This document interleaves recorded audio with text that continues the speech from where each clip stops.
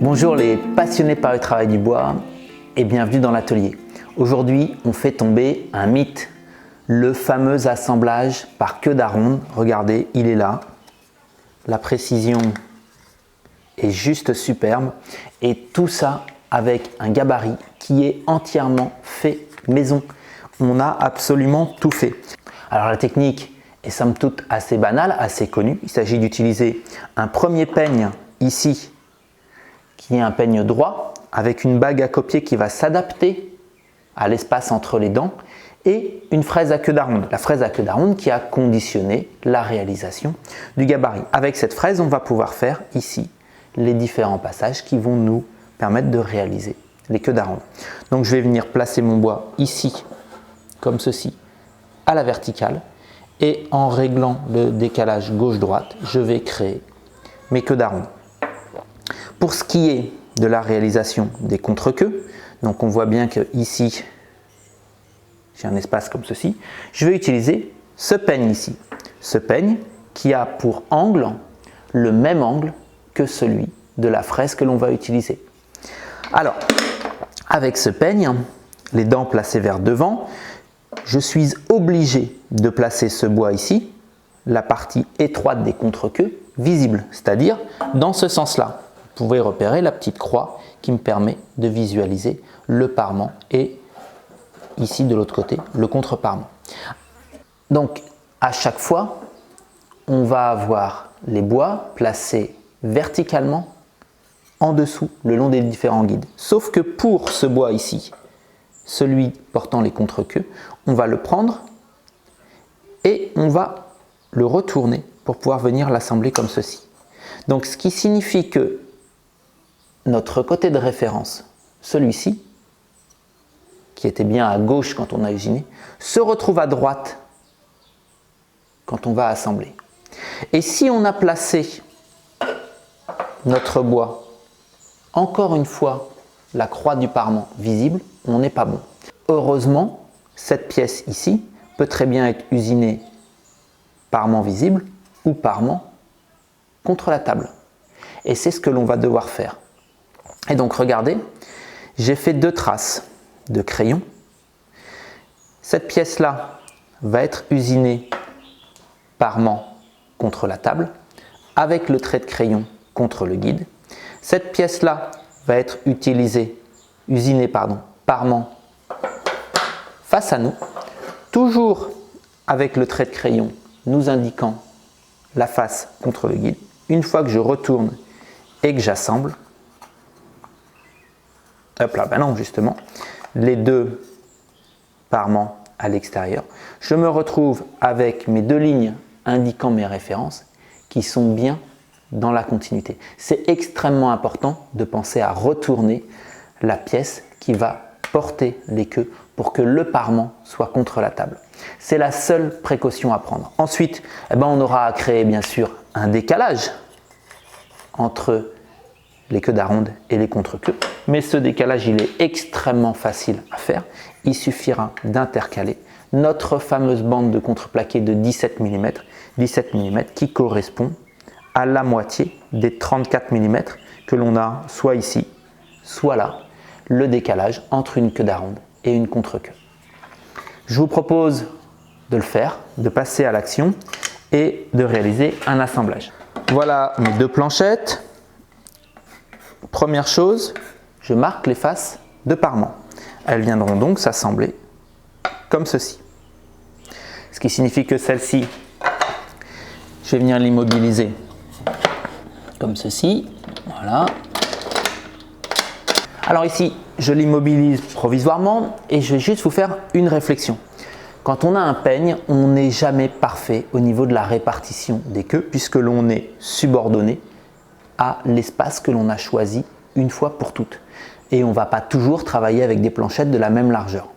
Donc on va devoir essayer de répartir les queues d'aronde centrées sur la planchette de telle sorte que de chaque côté, on ne termine pas par une queue d'aronde, une demi-queue d'aronde plutôt, mais par une contre-queue.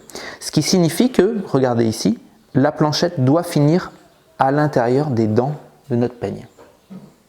parce que là où il y a les dents, c'est là où on aura les contre-queues. Je ne vais pas chercher à centrer parfaitement, je vais juste le faire à l'œil. Voilà, une fois que je suis satisfait, je vais le remonter juste en contact avec le peigne. Ajouter ce petit presseur avec un serre-joint et régler la profondeur d'usinage de la défonceuse. Donc ici, je vais venir en contact, prendre ma deuxième planchette. Vous vous rappelez, on appuie fermement et on retire la planchette. Voilà.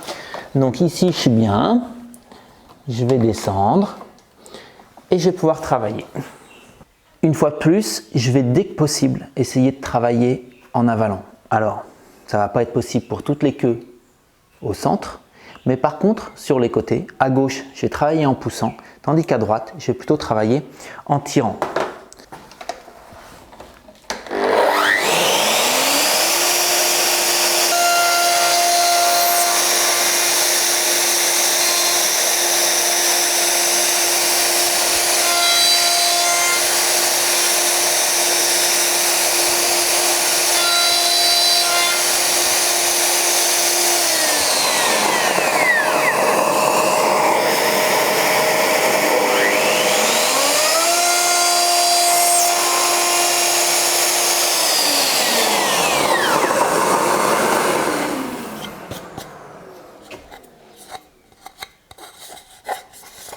Donc on est propre derrière, là où il y a la croix, et on est propre devant, ici, c'est très bon signe. Voilà, alors, je vais changer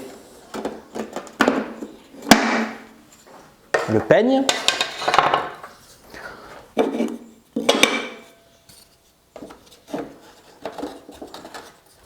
Voilà, il ne bouge pas. Attention! Rappelez-vous, on a réglé le peigne de telle sorte que ici, notre marque fraise à queue d'aronde, diamètre 15 avec l'angle de 12. Ici, on a fait notre marque, il faut venir s'aligner. N'oubliez pas que c'est en déplaçant d'avant en arrière le plateau supérieur que l'on va régler l'ajustement des queues avec les contre-queues. Mon deuxième bois s'installe ici. D'abord, je place l'espaceur, je viens caler.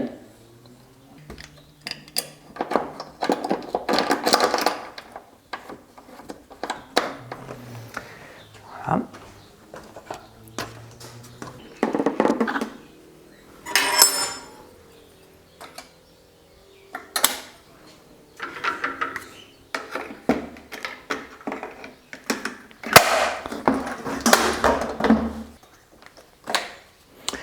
Voilà, pour cette deuxième étape, j'ai monté une fraise de 14 avec une bague à copier de 17 pour ce fameux décalage d'1,5 mm. Mais une fois de plus, il est important parce qu'on a réglé le décalage du plateau supérieur pour ce couple de fraises et de bagues à copier. Mais si on avait pris un autre couple fraises et bagues à copier avec un décalage de 2 mm, on aurait simplement avancé un peu plus ou reculé un peu plus notre plateau supérieur. Ici, l'usinage en avalant va être encore plus important. Donc vous allez me voir, je vais venir grignoter de droite vers la gauche petit à petit les espaces entre les contre-queues.